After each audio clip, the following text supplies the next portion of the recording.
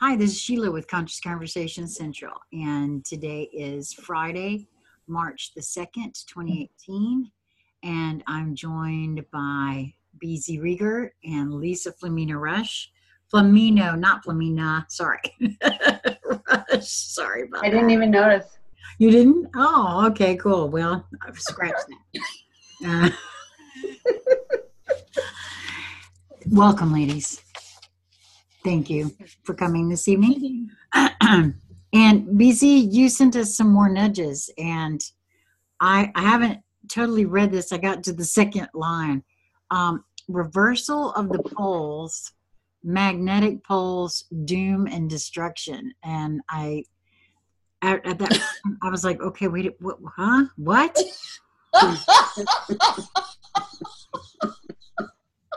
Oh, I should have gone to the third line. The poles of polarity, the positive and negative, predominant energetic frequency vibration, beyond critical mass. Yeah. So your mic is gone. Your mic is gone soft. Yeah. Really? Just there. Wow. Is it still? Mm-hmm. Is mine okay, Lisa? Yes. Yeah, yours is crystal clear. Wow. Is this my internet? That's better. Is that better? Oh, Yeah, we is. zapped you obviously with the doom and gloom there.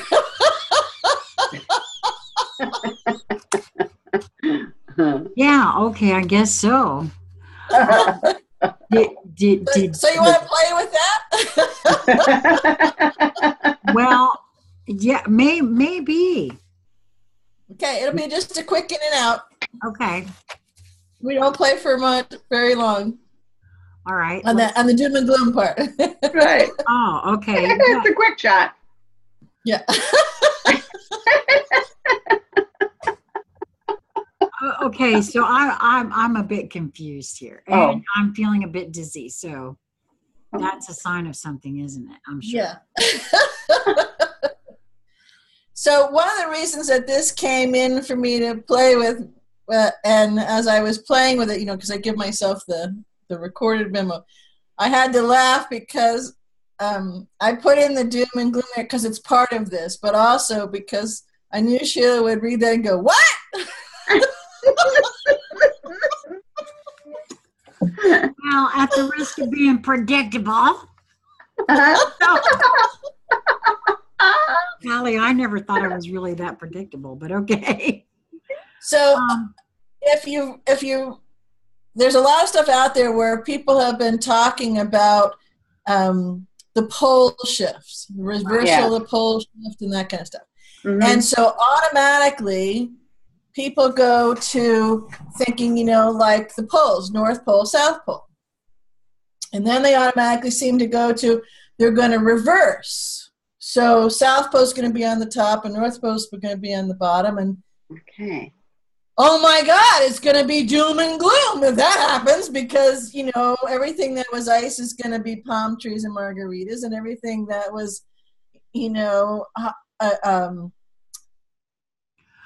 ice. Okay, so everything that was hot is going to be ice skiing and, all that kind of stuff. And the whole world's going to, blow up and destroy, and we got to get ready for the end of the world, and it's doom and gloom. Right. Well, and there's been a fair amount of that being, like you said, tossed around out there. So. Right. and so I wasn't wanting to play with that. I just was playing with that because that comes up with it. But one of the reasons that I wanted to play with that is twofold. One, because of the actual pole shift and what that means.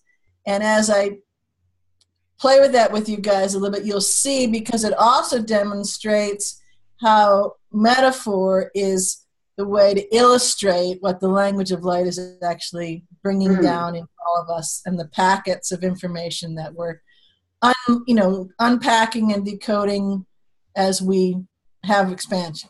Right. Yeah. So the polarities is a metaphor, but what it actually has to do with is the reversal of the polarities of the predominant energy, frequency, vibration. So another way to say that is the polarization of the energy frequencies have now changed from predominantly negative, constrictive, constraining, and thwarting the natural state of who we are, have shifted not only because the critical mass has shifted, but we've reached beyond the critical mass point. And so now what is the in that shift, so kind of it's righted itself, or if you were thinking of, the globe and north and south, right? Those poles, the polarity of those poles have shifted, and the predominant frequency vibration, the polarized language of light and expansion and light is now the major frequency. It's the predominant frequency. So that go ahead. Well, no, you finish first, because I think. So one way to hold that is if we're going to go with us and them, right? If we're going to go in that linear, which is a linear perspective. So, they're thrashing about, they're fighting tooth and nail to hang on.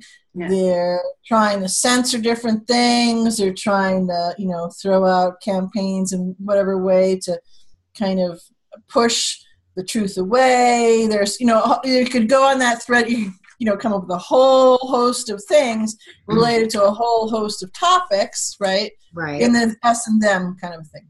Mm-hmm.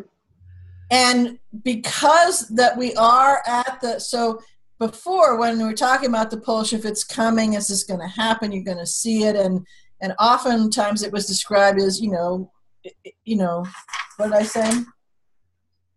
Doom and destruction and all that kind of stuff, because, the world's going to flip and, oh my God, everybody's going to fall off and it's going to be cold or really hot or whatever it is.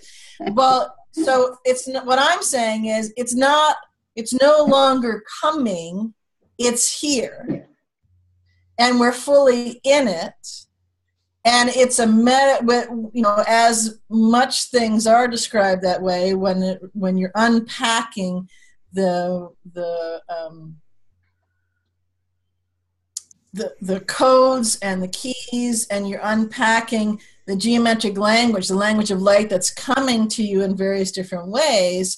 Metaphor is the closest thing that, from a linear languaging standpoint, that we have that gets us to illustrating what the language of light, what those geometric codes are actually sharing with us. So am I give to understand by this then that, because I'm feeling two things in that, or seeing, or whatever, two things in that. The metaphor of the reversal of the poles and the magnetic poles and the doom and gloom and all of that. It's was taken. The metaphor was taken literally, looking around for poles. What's a pole? Oh, the magnetic poles, right, north and south. They're flipping and. Okay, so are we saying then that because again, whenever I've heard about this, with that that's being bandied about with the magnetic poles and all that, there are those that would say that's scientific, that there's scientific signs that they're pointing to that say this is about to occur or can occur, right? And on that same linear line, you could notice and see the data that yes, the poles always shift just a little bit. It happens all the time. Here's data from this year and this year and this year and this year and this year. Right, and that's what I'm saying. So in that, would it be fair to say that narrative that is still sort of ongoing could also be viewed as because this of the what kind of polarity shift it is, that it really is, that's an attempt to move the collective to help it keep from happening? I guess that's my question. It's an attempt. It would be a good way to describe it is to focus on doom and gloom. Oh my God! But, you know. Right. That's what I mean by that focus. By focusing on Yes. that, is that Yes. their hope that the collective focusing on something that really isn't going to happen anyway. That would have been yes. Okay. That would have been yes. Didn't work, but yeah. Right. It didn't work. No, exactly. No, I obviously. Good try. Didn't work. Right. As we're all still here. Right. But what I'm saying is that we're in it now, and so there can be plans that, and there are machinations and whatever that are going on. They, as a general rule, won't all go through if they even get that far, and when they do, the very select few that can get through takes an enormous. So there has to be picking and choosing. You know, you've heard of pick your battles. Well, that's kind of like that. So there's a tremendous amount of energy exerted to keep those scripts and those things in play. And so it's kind of like two fields are working against each other, because we're not only have critical mass, but we're beyond critical mass, right? And because we're not, you know, the poles will be shifting, right? The poles have shifted. Right. Okay. And beyond critical mass. So now when there is something offered up, served up, played a game, whatever it is, it doesn't have, and this has been happening for a while, but now it's really happening in the sense that it's locked in, and things that are ready to go off right away get thwarted before they even go off, even if they're of the, say maybe, again, using the linear description of us and them. So maybe they had 20 things that they were going to, you know, load in their paintball gun and shoot, right? Okay. And now they can't do, they have to pick and choose, and they can only pick, say, 3 because they think those are the best ones, right? So one may actually go down the paintball gun, you know, to go splat and all that kind of stuff. The other 2 either dematerialize, they get stuck in the gun or whatever it is. So you just have the one. The one, in order to sustain it, whatever it is, so a common one now is censoring. I mean, it keeps kind of going through. You've noticed it went, there was big censoring, and then it went away, and then there was another and went away. So it kind of goes in these flows, right? Yep. And so that's come around again. You know, you can look, you know, just glancing at YouTube, if you're going to watch something, just, you'll see, oh, stop this, or, right? Okay, so that's, obviously, we're back on another ebb of that. So that was one of the paintball guns they wanted to shoot out. Okay, so that one cleared the tube, and it went out there, and it's painted. They've painted some, you know, channels and stuff, okay? And it's not just YouTube, it's other places. Mm-hmm. But what I'm saying is, because of the shift in poles is not only not coming anymore because it's here, and not only is it here because critical mass made it shift and lock it in, but it's beyond critical mass. So not only is it locked in, but its expansion is going from that, right? So when the paintball clears the paintball gun, to use that metaphor, right? It takes a tremendous amount of energy to hold the paintball that's, as it's, you know, spinning out around, we'll say, the earth, and shooting off paintball smears all over the place. It takes a tremendous amount of magic of the dark kind and energy and concentration to keep it going and keep it spinning it for as long as it possibly can. Right. Which is much shorter than intended, not with the paint isn't spraying with the reach that they thought it would have and all that. So I don't know why I'm on the paintball metaphor, but there you go. I love it. Perfect. So that's what I'm saying. So that's the thing. Now, will there be things where, you know, you might have to shift things, be a little bit more creative? You and I just talked about something off camera where everybody's needing to shift different focus or maybe expand or get more clarity within themselves. So yeah, but that is actually an expansive thing in and of itself, because it's taking into account now that we're continually expanding. So things are shifting all the time.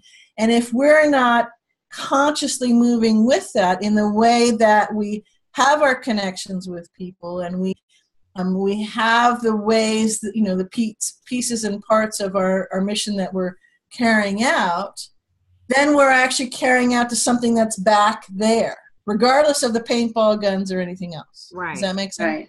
No, Yes. yeah, it makes perfect sense. When you said something in regards to critical mass, you were speaking of number of folks that have now expanded. Yes, you could hold it one way, a more, a clearer, more resonance accurate way to say that is that the breadth and depth of the predominant frequency vibrations that are being held is of this is of the lighter variety, right? Or because it's all energy, it's all energetics. Yeah, right. It's all energetics. And so when you start to hold it that way, it's easier for you to understand that. It's easier for you then to tune into it and do your part to kind of enhance that. Right. Okay. Right. And when you hold it that way, I remember, years ago when I'd have different battles inside with the ego mind, well, okay, how am I going to do this? So me, the little me, is going, how am I going to do this? Because I got to wait for all these people to wake up, and that's never going to happen, or whatever. Because, I was thinking of the critical mass numbers, and, if you have 7 billion people and you divide this, and I'm thinking, I know I'm not good at math, but I'm just not seeing this work. So then I realized that, it was the energetic frequency, predominant vibration that someone's holding, and since it was predominant, it was all the time, and that outweighs, a bunch more that are lower and flipping, flopping, and all that kind of stuff. Then I could actually see, oh, okay. And of course, when I could see that, then went a long way to holding mine in a predominant frequency vibration of where I wanted, and expanded, and more and more and more, right? Which meant that what I was transmitting was more expansive. More. And so then it goes and goes and goes and goes, right? Right. Yeah. So that's why I say that's a kind of a clear, more harmonic way to hold it. Well, it makes sense though, because that's really as we do the choosing, right? Because in every moment we're choosing. Yep. If I am choosing a higher predominantly higher energetic frequency. So, and you're traveling down the path, and you keep choosing it, and you travel down, right? So you are magnifying yourself in each choice point, in each step you take. Right? And then you magnify that if Lisa's doing that, if BC's doing that, if all these others, are doing that, right, in the same kind of way, and so on and so. So it's becoming quantum, and it builds on itself, quantitative, and all those kinds of things. Well, and the more that we do that, the more we're magnetically attracting. We're telling the universe we can handle it, we can wield it, and so we're pulling it in. And that happens too then for the entire collective. We're holding the frequency, and the more of us that resonate in that, the more it's like the rising tide floating all the boats. But so the energy is coming in to float all the boats. It feels so good to me. And we are the boats and the energy. Yeah. I mean, it's all that self-genesis. Yeah. Yep. Well, and I feel that, but I also feel other things too, as we know from my So the other reason that this felt like a good thing to play with for just a little bit is that for people to, so that now this is a really good example now to then see that when you get information in yourself, or you're having a conversation with someone, or you're interacting, or there's other kind of information that you're coming across, or experiences, not just information, it's experiences, all that kind of stuff, you can realize that that it's the metaphors that then can bring that, because the metaphors, whatever they are, and they can be different ones around the same, we'll say, focus of something, of some kind of geometric codes and light language that's coming into your or group or whatever it is, right? Mm-hmm. The metaphors are a good way to reach out to yourself or to others, depending on how you're doing it. That's building a bridge, opening a bridge to walk you across, to help you decode and illustrate what it is that's coming in. And so realize that it's the metaphor. So it's not, in this case, the metaphor was the pole shifting and all the change, which is huge. And right. And you know, if you're us and theming, it's kind of catastrophic.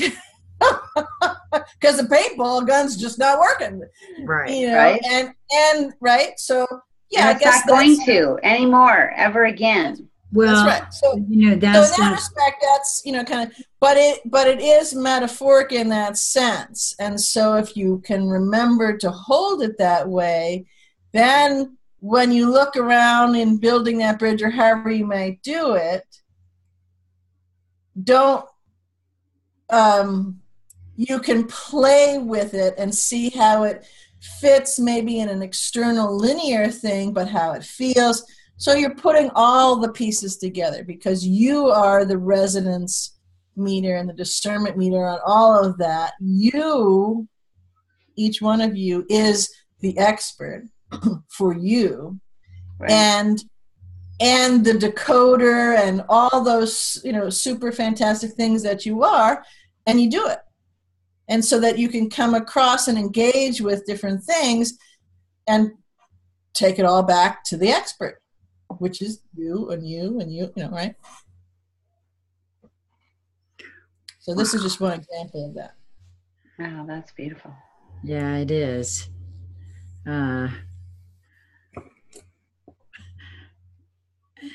There's so many thoughts going through my head right this minute. I mean, you know, not all of them are really good either. So I'm just saying, I'm being me. Okay. Well, is there one you want to play, or do you want to close this energetic envelope and we'll dance with it? Well, no, I'm gonna mention it, because we are gonna close this energetic envelope, but I don't want to leave folks hanging with the fact that, well, what's Sheila on about? Just so that everyone gets it. Sheila's sitting here all of a sudden doubting herself, and because of all kinds of thoughts that are coming in about different stuff. As you were talking, I always ask myself questions about different things. No, I am understanding all of this, and I agree with all of this. You're having bleed over from previous conversations. I think I am, but part of it too for me is that